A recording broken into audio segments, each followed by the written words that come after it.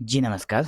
स्वागत है दोस्तों आप लोगों का अपने यूट्यूब चैनल हिंदी परीक्षा इसके पर। तो आज की इस वीडियो में हम लोग बात करेंगे जैसा कि आप लोग जानते हैं कि हमारा एमएचडी 22 का जो सीरीज चल रहा है उसमें हम लोग चैप्टर नंबर 2 के लगभग सभी क्वेश्चन को कवर कर रहे हैं और चैप्टर वाइज सारी चीज़ों को कवर किया जा रहा है। उसी में हम लोग बात करेंगे हमारा ये वीडियो नंबर जो कि चैप्टर नंबर 6 का ये प्रश्न नंबर 6 नंबर का है, ठीक है? जिसमें कहा गया है समकालीन परिवेश में कबीर की क्रिया प्रतिक्रिया पर प्रकाश डालिए। तो सबसे पहले हम लोग क्या करेंगे, सबसे पहले हम लोग इसमें भूमिका को लिखेंगे, ठीक है?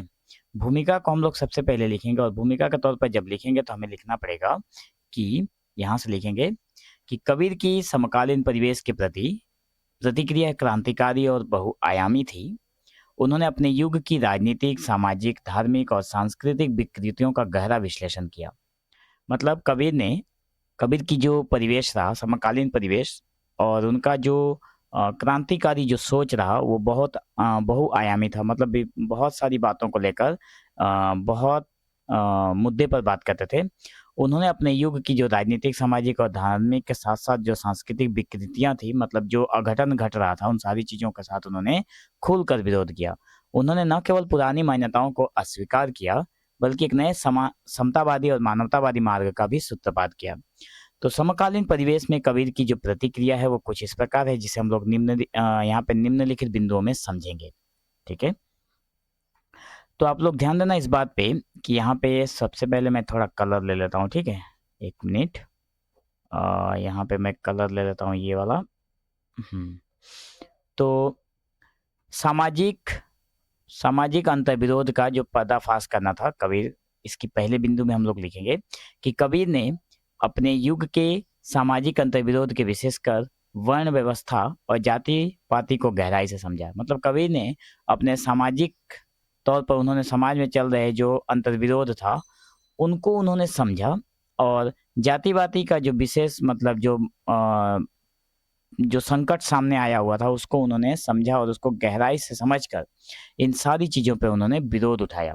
उन्होंने ब्राह्मणों की श्रेष्ठता पर सवाल उठाया और कहा कि जन्म से कोई भी व्यक्ति श्रेष्ठ नहीं होता है।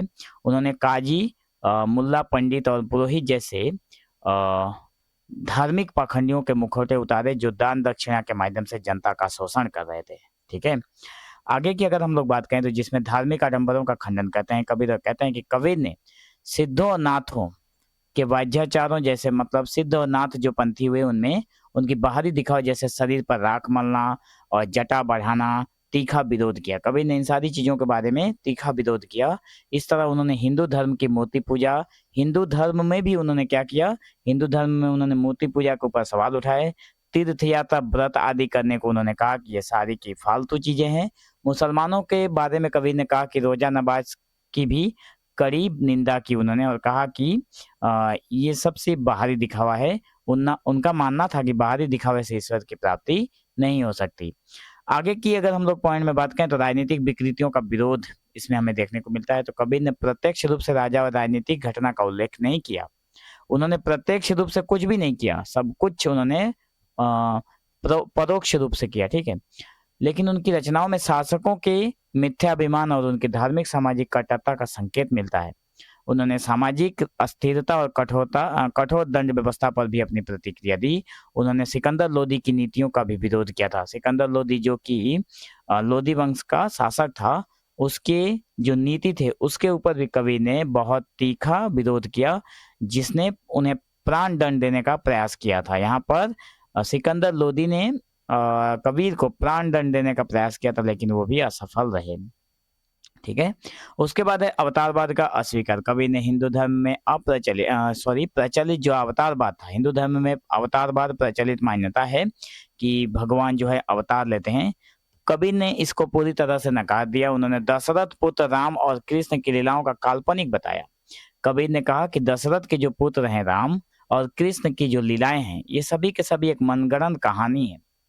मतलब रियलिटी में ऐसा कुछ हुआ ही नहीं था, कबीर का कहना है।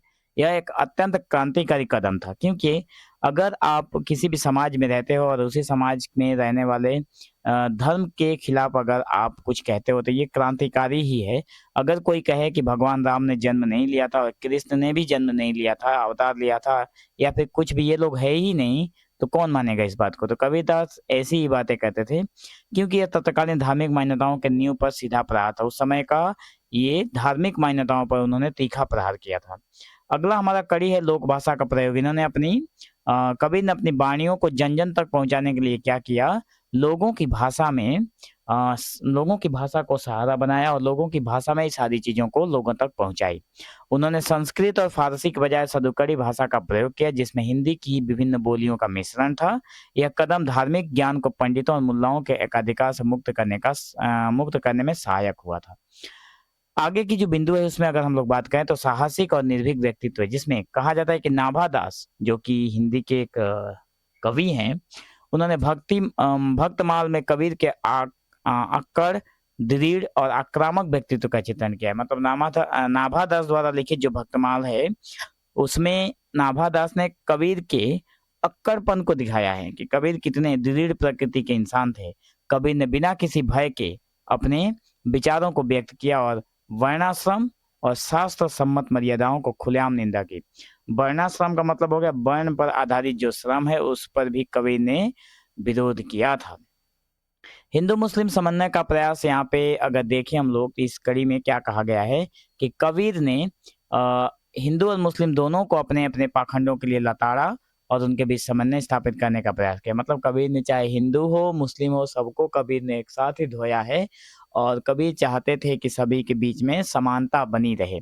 उन्होंने दोनों को एक ही परम सत्ता की संतान बताया और कहा कि सच्चा मार्ग धर्म की बाहरी नियमों में नहीं बल्कि आंतरिक शुद्धि में है। उन्होंने कहा कि अगर सच्चा मार्ग आप लोगों को अपनाना है तो आंतरिक मतलब अपने अंतर मन को शुद्ध करिए, ना कि बाहरी दिखावा को। ठीक है। उसके बाद है ज्ञान और प्रेम का समन्वय। इसमें कबीर ने नाथ पंथ में जो हठ योग है और ज्ञान को सूफी संप्रदाय से प्रेम की पीर को ग्रहण किया। इन दोनों को मिलाकर उन्होंने एक ऐसी साधना पद्धति विकसित की जो ज्ञान और प्रेम के बीच संतुलन स्थापित करती थी। मतलब नाथपंथी और हठ योग को नाथपंथी के हठ योग और सूफी संत के ज्ञान योग को मिलाकर इन्होंने क्या किया, एक संतुलन बनाने का प्रयास किया। ठीक है। नए सामाजिक विकल्प की रूपरेखा की अगर हम लोग बात करें तो उपरोक्त सभी जो प्रतिक्रिया हम लोगों ने देखा है अभी उसी के माध्यम से कबीर ने एक नए सांस्कृतिक समाज की आवश्यकता को रेखांकित किया। ठीक है। कबीर ने जो हमारे समाज में एक सांस्कृतिक समाज की आवश्यकता थी उसको कबीर ने रेखांकित किया। उन्होंने एक ऐसे समाज की कल्पना की जहां पर जाति धर्म और बाहरी आडंबरों का कोई महत्व न हो, जहां सभी के सभी लोग समान हो। ठीक है। अब हम लोग बात करते हैं निम्न जाति जनवाद की घोषणा के ऊपर, जिसमें कबीर ने अपने निर्गुण मत के माध्यम से दलित और पिछड़ी जातियों के लिए भक्ति का मार्ग खोला। कबीरदास ने क्या किया, अपने निर्गुण मत के चलते उन्होंने दलित वर्ग के लिए मतलब पिछड़ी जाति के वर्ग के लिए उन्होंने भक्ति का मार्ग खोला। उनके इस प्रयास को निम्न जाति धार्मिक जनवाद की एक क्रांतिकारी घोषणा माना जा सकता है, जिसने उनके आध्यात्मिक सामाजिक और सांस्कृतिक मुक्ति का मार्ग प्रशस्त किया था। तो निष्कर्ष के तौर पर हम लोग यही बोलेंगे कि कबीर को अपने युग के प्रति प्रतिक्रिया केवल आलोचना तक सीमित नहीं थी। मतलब कबीर ने अपने युग में सारी चीजों के ऊपर जो बातें किया केवल आलोचना नहीं किया, बल्कि यह एक सकारात्मक और रचनात्मक प्रतिक्रिया थी। सकारात्मक था, पॉजिटिव था और क्रिएटिव था। ठीक है। उन्होंने तत्कालीन समाज की बुराइयों को उजागर किया। उस समय में जो समाज में बुराइयां चल रही थी उसको कबीर ने उजागर किया। पुरानी जो मान्यताएं चल रही थी उसको चुनौती दी और एक ऐसे मार्ग का सूत्रपात किया जो समता, मानवता और प्रेम पर आधारित था। मतलब कबीरदास ने एक ऐसे रास्ता अपनाने को कहा जिसमें सभी समान हो, सबको मतलब मानवता का सीख मिले और प्रेम पर आधारित समाज बनना चाहिए। यही कारण है कि सदियों बाद भी उनकी वाणी और विचार उतने ही प्रासंगिक और क्रांतिकारी है। मतलब जब कबीरदास थे उस समय में भी उनकी वाणियों को बहुत ही अच्छे तरीके से देखा गया, सुना गया, पढ़ा गया। और आज कबीर नहीं है, उनके मृत्यु के इतने साल के बाद भी उनकी वाणियों को लोग इतने आदर सत्कार के साथ सुनते हैं, पढ़ते हैं और उससे कुछ न कुछ सीखते हैं। ठीक है। तो मैं आशा करता हूँ कि आप लोगों को ये वीडियो पसंद आया होगा। अगर वीडियो अच्छा लगा हो तो मेक श्योर चैनल के साथ जरूर बने रहें। मिलेंगे हम लोग एक नए वीडियो में, तब तक के लिए धन्यवाद।